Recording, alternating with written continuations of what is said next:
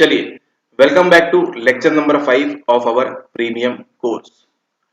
ये जो आप स्क्रीन के ऊपर आप देख रहे हैं, इसे हम कहते हैं हिंदी भाषा में सटक या फिर नली। ठीक है, इसका इस्तेमाल कहाँ पे होता है? इसका इस्तेमाल करते हैं आप गार्डन में। सटक लगा के आप क्या करते हैं, जब कभी कभी आपके घरों में, पुराने घरों में टैंकर आता था, तो वो पाइप लगा के क्या करते थे, आप अपने घर के बर्तन यहाँ पे फिल कर लिया करते थे। ठीक है, तो सब अपनी अपनी, जिनके जितने पास रुपए हैं उस हिसाब से अपनी अपनी सटक लाते हैं। ठीक है, और फिर क्या होता है आपके घरों में, इन्हीं सटकों से क्या होता है, इन्हीं ये जो बोलते हैं पाइप्स जिसे हम बोलते हैं, इनसे क्या होता है आपके घरों में पानी वगैरह आता है। ठीक है, चलिए अब चलते हैं हमारे लेक्चर के अंदर। अब ये जो वीडियो है, इस वीडियो में आपके 32 से लेके 67 तक सभी क्वेश्चंस आपके कवर कर दिए जाएंगे इस वीडियो में।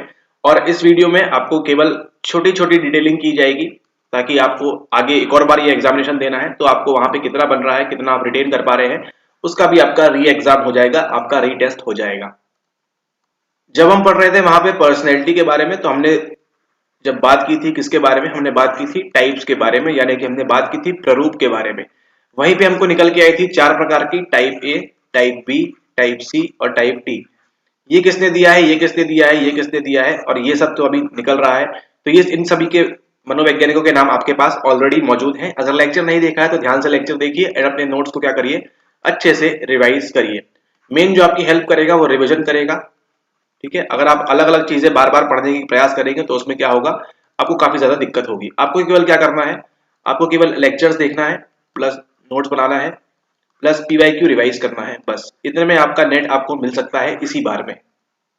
जितना लेक्चर्स में है, जितना नोट्स में है, जितना पीवाईक्यूज में आपको कराया जा रहा है एक्सप्लेन वाले में, उतना ही बस करना है, ना उससे ज्यादा करना है ना उससे कम करना है। ठीक है, मध्यम मार्ग में आपको चलना है। ठीक है, जितना आपको बताया जा रहा है केवल उतना ही फॉलो करेंगे तो रिजल्ट आपके सामने जल्द ही होगा। कोरोनरी हृदय बीमारियों से संबंधित प्रतिबल घटकों के प्रमुख स्रोत निम्नलिखित में से कौन से हैं? एक बात का और ध्यान रखें, हिंदी में अगर आप प्रश्न पढ़ रहे हैं तो जरूरी हो जाता है आपके लिए यहाँ पे इंग्लिश में भी प्रश्न को देखना।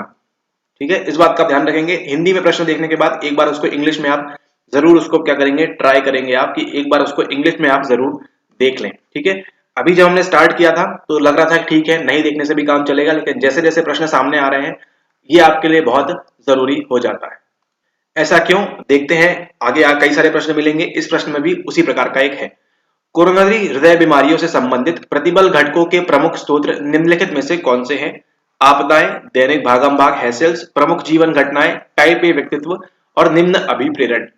इन सब ऑप्शन में से आपको ये मालूम है कि टाइप ए का संबंध तो सीधा सीधा हमने पढ़ा हुआ है लेक्चर के अंदर कि CHD से होता है, यानी कि कोरोनरी हार्ट डिजीज से होता है। ठीक है, ये आपको मालूम है, मतलब डी तो आपका होने वाला है। तो डी कहाँ पे है आपका टाइप ए में? या तो ABCD होगा या फिर BCD होगा। ठीक है, ABCE और ABE ये क्या हो जाता है, ये हट जाता है ऑप्शन से। ठीक है, खाली इतने नॉलेज पे कि टाइप डी ए तो जो है कंफर्म होने वाला है आपकी पर्सनैलिटी टाइप का। ठीक है, ओके। ये क्या बात कर रहा है, यहाँ बात कर रहा है आपके यहाँ पे CHD की।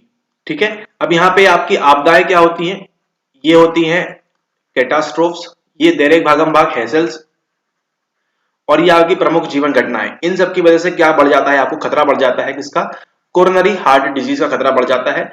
कभी भी आप ये नहीं देखेंगे कि निम्न अभिप्रेरण, अगर किसी का मोटिवेशन लो है, लो मोटिवेशन की वजह से है ना CHD क्यों होगी। ठीक है, हार्ट डिजीज की बात, लो मोटिवेशन का, निम्न अभिप्रेरण का कोई भी संबंध नहीं है। ठीक है, तो राइट आंसर क्या होता है हमारा यहाँ पे ABCD, ऑप्शन नंबर ए यहाँ पे क्या होता है, ये हमारा राइट आंसर होता है। ठीक है, आपको जब बताया था टाइप ए के बारे में तो उनको किससे प्रभावित हो सकते हैं, ये प्रभावित हो सकते हैं आपकी कोरोनरी हार्ट डिजीज से। ठीक है, हार्ट क्या है हमारा, दिल। आपको बताया था लास्ट लेक्चर में कि आपके पास क्या होती है, बॉडी पूरी किससे बनी हुई है, बेसिक यूनिट क्या है, कोशिका। हमने 3 प्रकार की देखी थी, RBC, WBC एंड हमने देखी थी प्लेटलेट्स, है ना। खून की कितनी प्लेटलेट्स कम है मरीज में, डॉक्टर लोग इस तरह की बात करते हैं। अब यहाँ रोल आएगा किसका, आपके RBC का आएगा। ठीक है, रेड ब्लड सेल का। ठीक है, तो आपका जो खून प्रवाह होता है, आपका जो रक्त प्रवाह होता है, पूरी बॉडी में रक्त प्रवाह होता है, आपको मालूम है ना। लेकिन रक्त प्रवाह कैसे होता है, रक्त प्रवाह इस प्रकार से होता है, ये इस प्रकार की क्या होती है, छोटी छोटी अंदर ये नलियां होती हैं। ठीक है, इस प्रकार की क्या होती हैं, इस प्रकार की छोटी छोटी नालियां होती हैं। जैसे आपने सटक देखी थी अभी, वो सेम उसी प्रकार की और भी छोटी छोटी आपके शरीर में क्या है, इस प्रकार की ये नालियां इस प्रकार से बनी हुई हैं। ठीक है।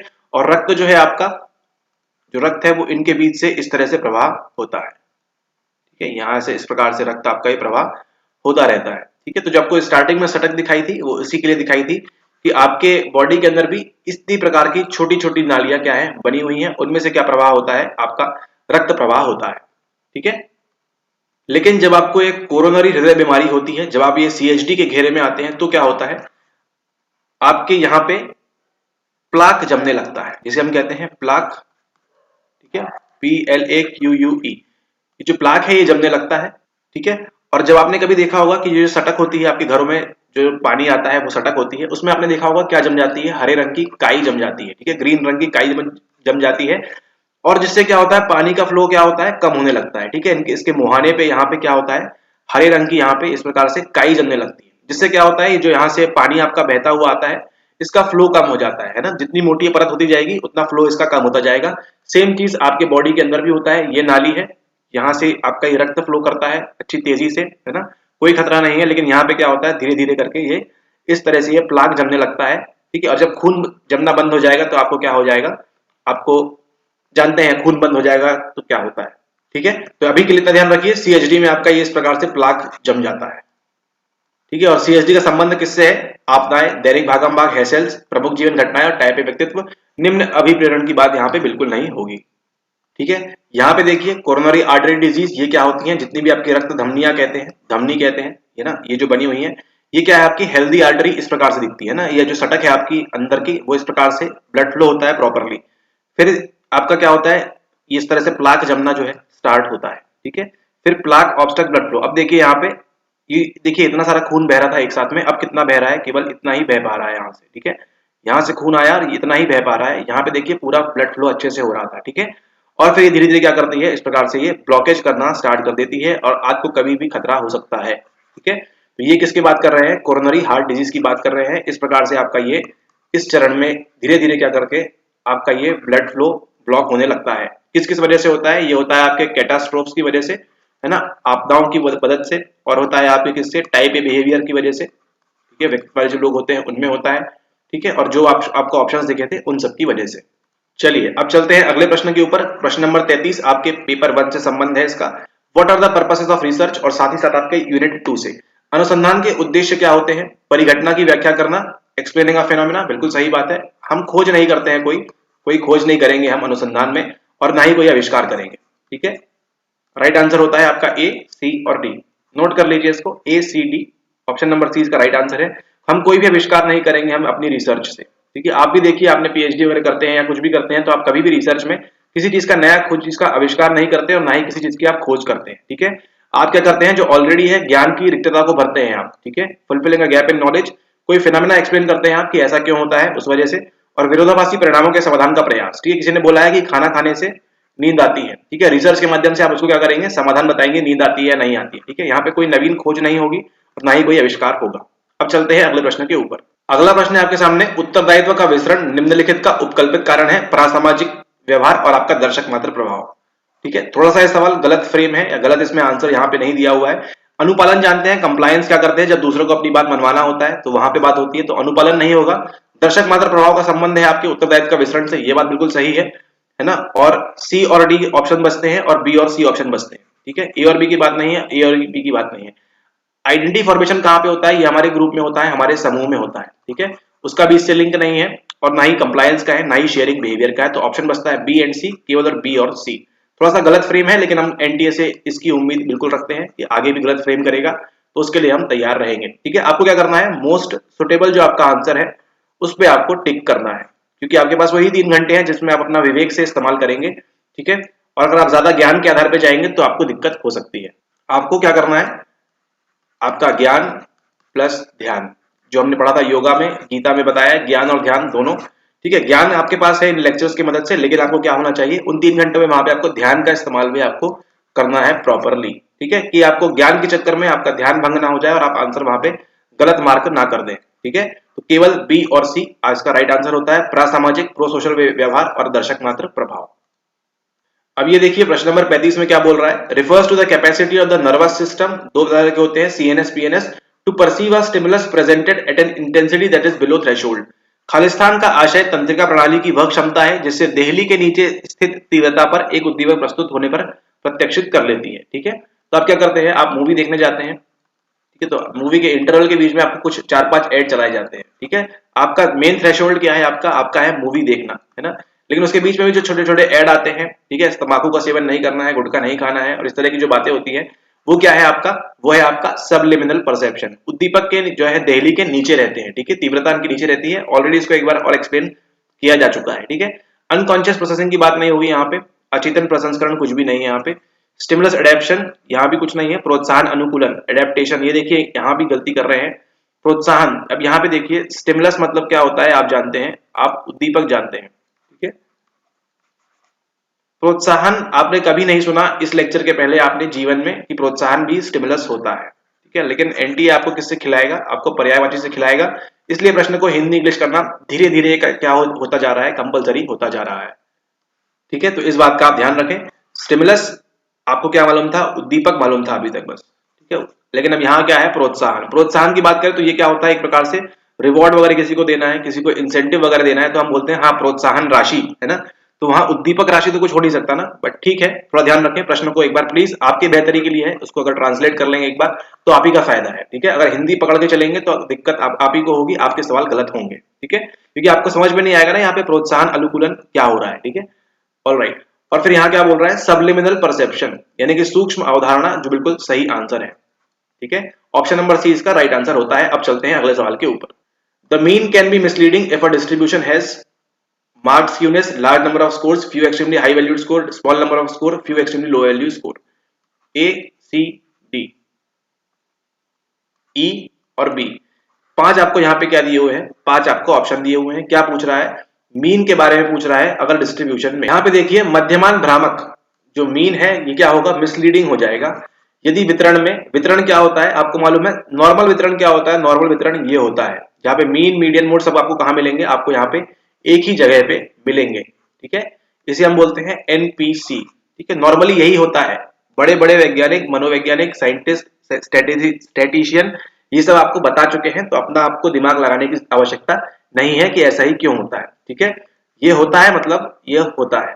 अगर आपको इतना दिक्कत है तो आप रिसर्च कर सकते हैं जाके इसके ऊपर कि इतना ही क्यों होता है। ठीक है, यहाँ पे आपका सब मिलता है आपको मीन मीडियन मोड। ठीक है, इस बात का ध्यान रखें। अब क्या बोल रहा है यहाँ पे, मध्यमान, यानी कि आपका मीन जो है भ्रामक होगा यदि वितरण में क्या मिलेगा हमको, अत्यधिक वैषम्य मिलेगा।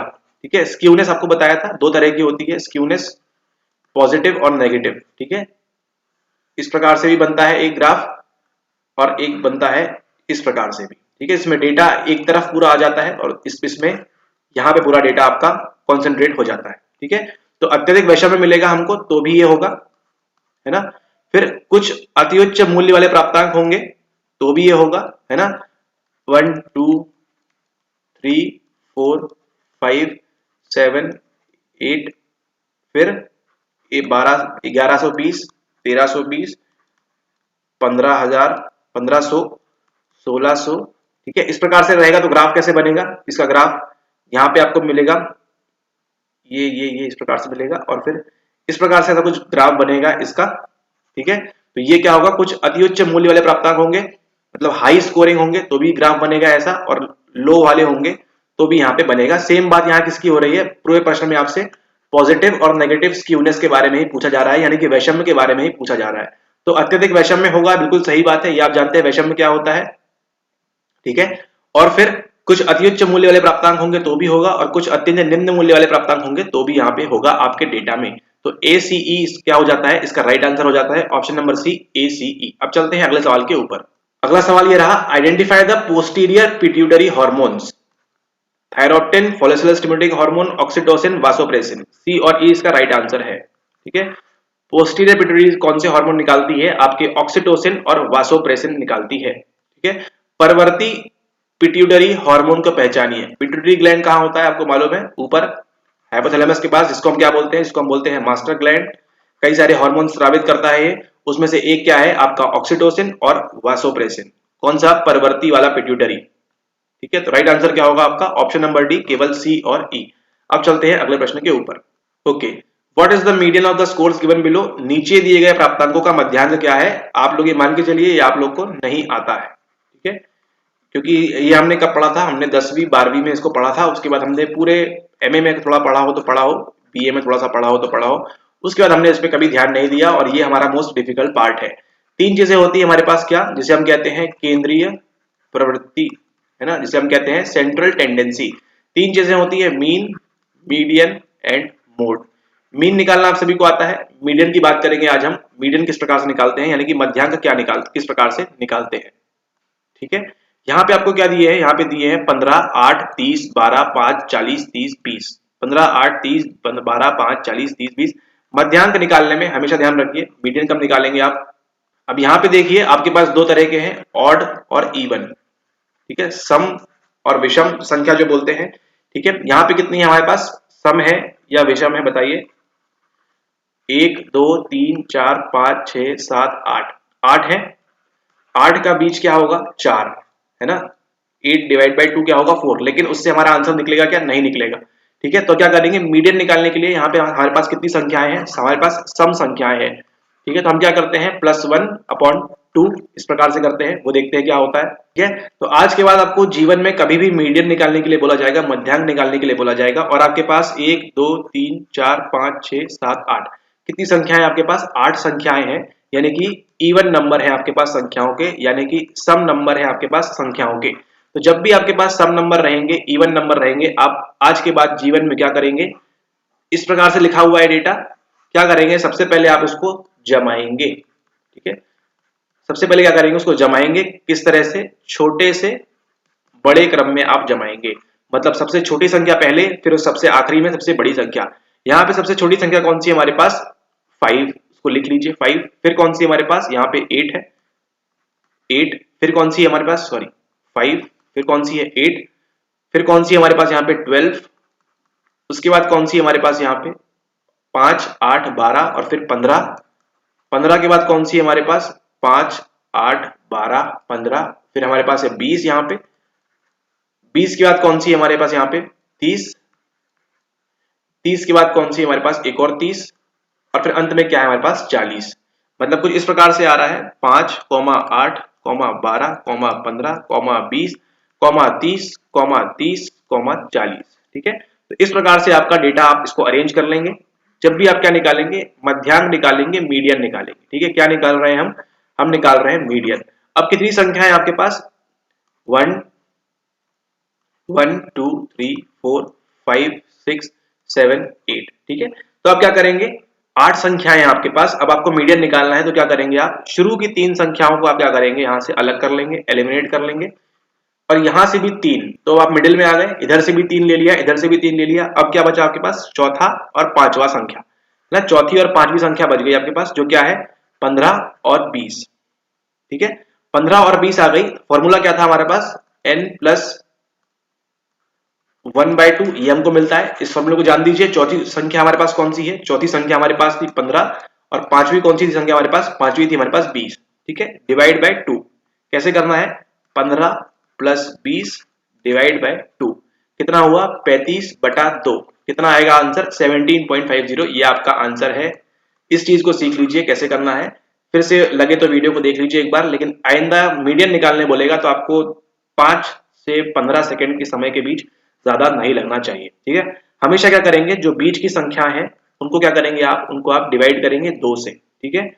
अगर यहाँ पे कितनी संख्या है, 8 संख्या थी, तो हमने क्या किया, चौथी और पांचवी संख्या को लिया, 15 और 20 को, उसको जोड़ा और 2 से हम उसको क्या करेंगे, डिवाइड कर देंगे, ठीक है।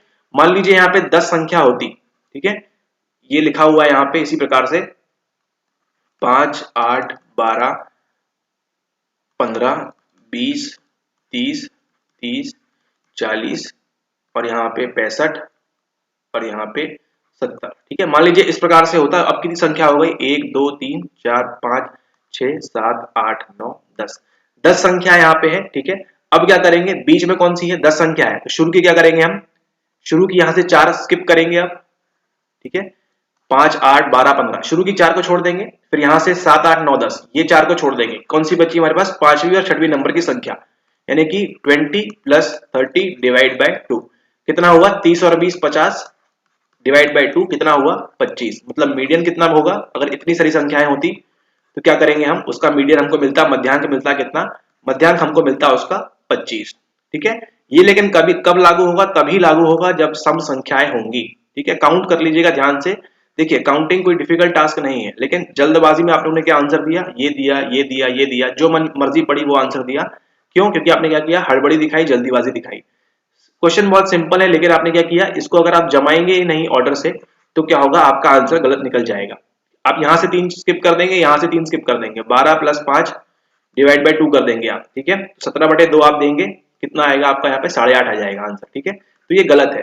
सबसे पहले क्या करना है आपको, जब भी मध्यांक निकालना है, मीडियन निकालना है, सबसे पहले क्या करेंगे, नंबर 1 उसको जमाएंगे, नंबर 2 बीच की संख्या देखेंगे कौन सी है, बीच की 2 संख्या होंगी हमेशा जब भी सम होगा तब। ठीक है, और तीसरा क्या निकालेंगे, डिवाइड बाय 2 करेंगे, और चौथा क्या हो जाएगा, आपका आंसर हो जाएगा। ठीक है, बॉक्स आंसर, इसका आप ध्यान रखें। ठीक है, तो आइंदा मीडियन की गलती आप कभी ना करें। अब आपको दे रहे हैं यहाँ पे संख्या, उसको निकालिए।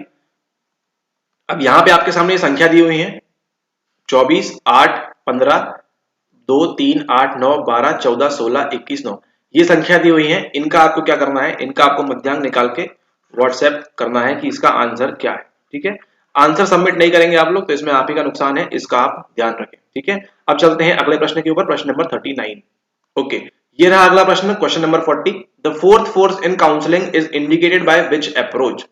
चौथी फोर्स की बात कर रहे हैं, परामर्श के क्षेत्र में चतुर्थ शक्ति को निम्नलिखित में कौन सा उपागम व्यक्त करता है। कौन सा बोल रहे हैं, फोर्थ फोर्स के बारे में यहाँ पे बात हो रही है। तो यहां हम देखेंगे फोर्थ फोर्स कौन सी होती है, उसके बारे में हम बात करेंगे। ह्यूमैनिस्टिक कई लोगों ने मार्क किया, लेकिन ह्यूमैनिस्टिक इसका आंसर नहीं होगा। क्यों, वो हमारी फोर्स नहीं है। यहाँ बात किसकी हो रही है, यहाँ पे काउंसलिंग की बात हो रही है, यहाँ साइकोलॉजी से कुछ भी संबंध नहीं है। ठीक है, यहाँ बात किसकी हो रही है, परामर्श की हो रही है, काउंसलिंग की बात हो रही है, और राइट आंसर है इसका ऑप्शन नंबर सी, मल्टीकल्चरल। ठीक है, फोर्थ फोर्स क्या होता है हमारा, मल्टीकल्चरल होता है, इसका आप ध्यान रखें, किसके अंदर, काउंसलिंग के अंदर। ह्यूमैनिस्टिक जो आता है वो हमारी होती है थर्ड फोर्स, किसके अंदर, हमारी साइकोलॉजी के अंदर। ठीक है, साइकोलॉजी के अंदर होती है वो थर्ड फोर्थ जो भी है। और मल्टीकल्चरल कहाँ मिलती है हमको, ये परामर्श के क्षेत्र में मिलती है। अब चलते हैं अगले सवाल के ऊपर। अगला सवाल पूछ रहा है, the phenomena of object permanence occurs in which stage of cognitive development. आपका संज्ञानात्मक विकास जो होता है, अभी तक आपने कौन कौन सा विकास देख लिया है, आपने डेवलपमेंट का फर्स्ट लेक्चर देख लिया है, किस प्रकार से जन्म होता है आपका, वो सब प्री नेटल देख लिया है आपने। ठीक है, और आपने क्या देख लिया है, आपने यहाँ पे साइको सेक्सुअल डेवलपमेंट की बात कर ली है, आपने देख लिया है। एरिक्सन की कुछ स्टेजेस देखना है हमको डेवलपमेंट के बारे में। यहाँ क्या पूछ रहा है, कॉग्निटिव के बारे में बात कर रहा है। कॉग्निशन की जब भी बात आएगी डेवलपमेंट में कौन आएगा नाम हमारे पास, पियागेट की थ्योरी आएगी। उन्होंने 4 स्टेजेस बताई है, sensory motor, pre operational, concrete operational and formal operational. संज्ञात्मक विकास के किस चरण में वस्तु स्थैर्य की परिघटना घटती है। आपको ये मालूम होना चाहिए वस्तु स्थैर्य होता क्या है।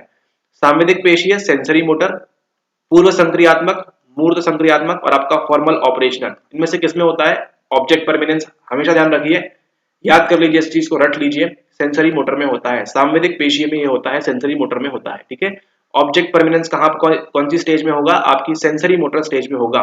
सेंसरी मोटर सांवेदिक पेशीय में होगा आपका कौन सा, वस्तु स्थैर्य।